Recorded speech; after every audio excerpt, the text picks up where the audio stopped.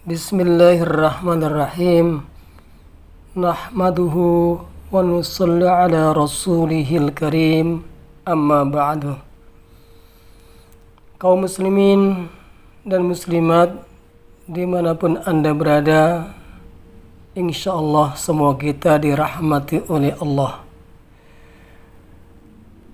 Saya akan menyampaikan kisah Sayyidina Ali radhiyallahu anhu ketika beliau melewati sebuah kuburan. Ali ini adalah menantunya Nabi Muhammad SAW. Dikisahkan dalam sebuah riwayat, Syekh Kumail rahmatullah alaih bercerita, suatu hari, kata beliau, aku berjalan bersama Sayyidina Ali radhiyallahu anhu hingga tiba di sebuah hutan. Lalu Sayyidina Ali mendekati sebuah kuburan sambil beliau berkata, "Wahai penghuni kubur, wahai penghuni tempat yang sunyi, wahai yang tinggal sendirian di tempat yang menakutkan, bagaimanakah kabar dan keadaanmu di sana?" Ini Ali bertanya kepada penghuni kubur, ya. Lalu Ali berkata, "Adapun kabar kami di sini," maksudnya masih di dunia, "adapun kabar kami di dunia, hartamu telah dibagi-bagikan setelah kematianmu. Anak-anakmu telah menjadi yatim, dan istri-istrimu telah menikah lagi. Inilah berita dari kami yang masih tinggal di dunia. Sekarang coba ceritakanlah sedikit tentang kalian di sana." Di kubur, ya. Lalu Ali seraya menoleh kepadaku, kata si Kumail tadi. Dan Ali berkata, "Wahai Kumail, seandainya mereka, para penghuni kubur, bisa berbicara, dapat berbicara kepada kita, mereka akan berkata, sebaik-baik bekal ialah takwa. Sebaik-baik perbekalan adalah takwa." Ini pesan atau pembicaraan yang akan disampaikan kepada kita penghuni dunia. Seandainya para penghuni kubur itu bisa berbicara dan bisa berpesan kepada kita yang masih hidup. Sebaik-baik bekal ialah takwa. Dalam Al-Quran kan ada, ya, ayatnya.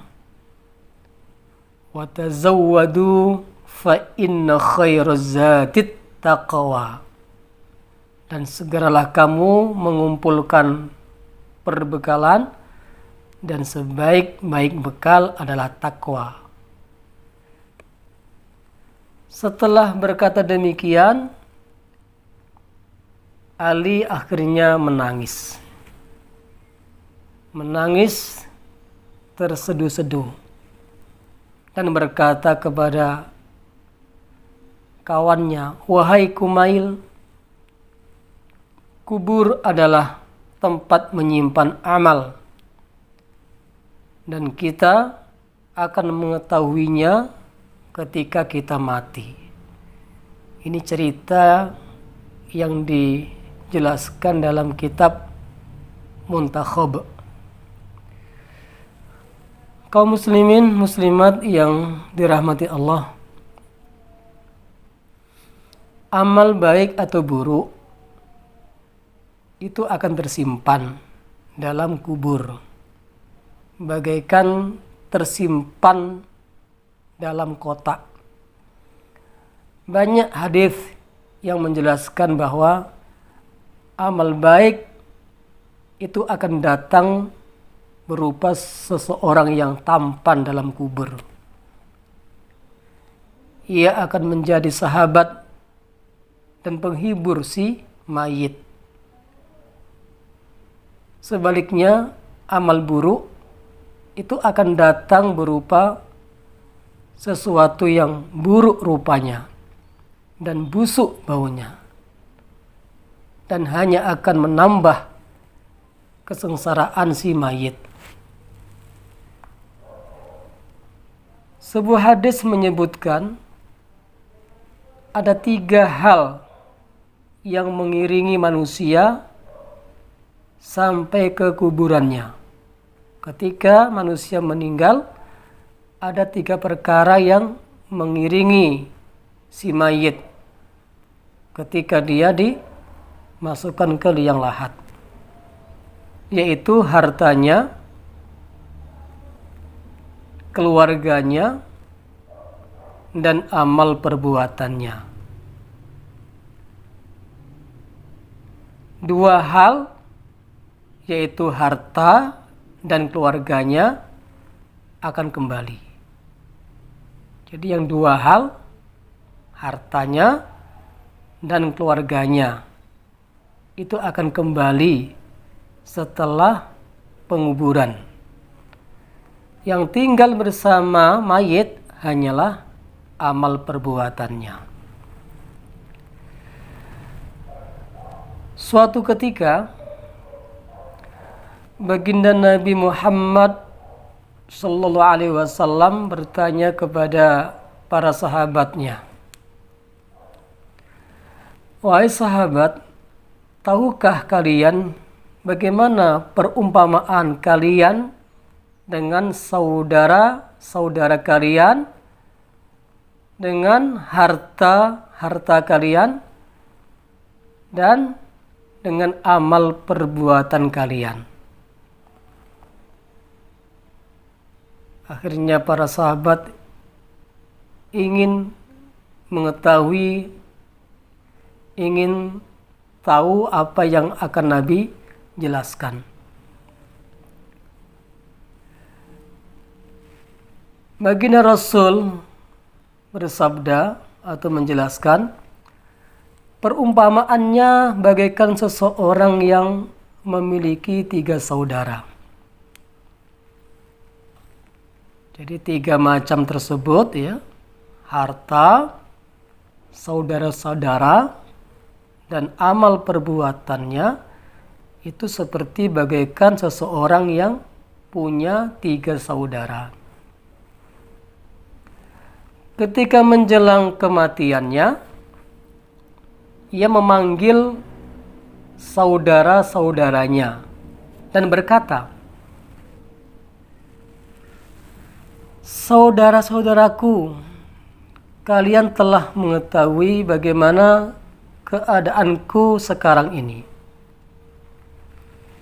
Maka bantuan apakah yang dapat kalian berikan kepadaku saat ini ketika saya akan mati?" Saudaranya yang pertama menjawab, "Aku akan merawatmu, aku akan mengobatimu, dan aku akan melayani segala keperluanmu. Jika kamu meninggal dunia, aku akan memandikanmu. Aku akan mengkafanimu. Aku akan memikulmu ketika akan dihantar ke pemakaman. dan aku akan menguburkanmu. Lalu aku akan senantiasa mengingat kebaikanmu. Baginda Nabi bersabda, saudara yang ini adalah sanak saudara dan keluarganya, bahkan teman-temannya. Kemudian pertanyaan yang sama diajukan kepada saudaranya yang kedua ketika ia akan meninggal. Saudara yang kedua menjawab, aku akan bersamamu selama engkau masih hidup. Tetapi jika kamu meninggal dunia, aku akan pergi kepada orang lain. Aku akan pindah tangan. Maka saudaranya yang kedua ini adalah harta bendanya. Ketika orang yang berharta meninggal dunia, maka hartanya sebanyak apapun akan dimiliki oleh orang lain, oleh ahli waris, berpindah tangan. Kemudian ia memanggil saudaranya yang ketiga dan menanyakan hal yang sama, apa yang bisa Anda bantu ketika saya akan mati? Saudaranya yang ketiga menjawab, meskipun di dalam kubur, aku akan bersamamu. Di tempat yang menakutkan, aku akan menjadi penghibur hatimu. Dan ketika kamu dihisab, aku akan duduk dan memberatkan timbangan amal baikmu. Maka saudaranya yang ketiga ini adalah amal soleh yang dikerjakan ketika di dunia. Baginda Nabi bersabda, kini sebutkanlah, manakah saudara yang memberi manfaat kepada seseorang ketika mati? Maka para sahabat serentak menjawab, ya Rasulullah, jelas saudara yang terakhirlah, saudara yang ketigalah yang bermanfaat, bisa menolong orang yang mati. Sedangkan saudara yang pertama, kerabatnya, familinya akan pulang setelah pemakamannya. Dan saudara yang kedua, hartanya pun ketika digunakan untuk mengusung atau membawa jenazahnya ke pemakaman, mungkin itu mobil, kembali ke rumah dan akan dimiliki oleh ahli waris.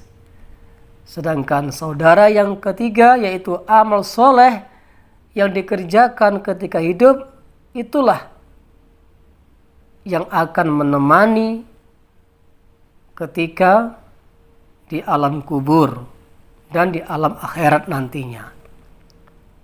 Ternyata saudara yang ketiga, yaitu amal solehlah yang akan menemani sampai dia ke akhirat. Kaum muslimin, muslimat yang berbahagia, itulah kisah Sayyidina Ali ketika beliau melihat sebuah kuburan. Mudah-mudahan cerita kisah Ali ini bisa kita ambil hikmahnya, pelajarannya. Sering-seringlah kita berziarah ke kuburan, ke pemakaman, agar ghirah, semangat untuk segera bertaubat, segera meningkatkan amal soleh, semakin tumbuh. Maka penting setiap kita untuk selalu mengingat kematian, ingat kepada kubur, agar ambisi-ambisi tomak kepada dunia yang sementara semakin berkurang. Terima kasih atas segala perhatiannya. Mohon maaf lahir dan batin.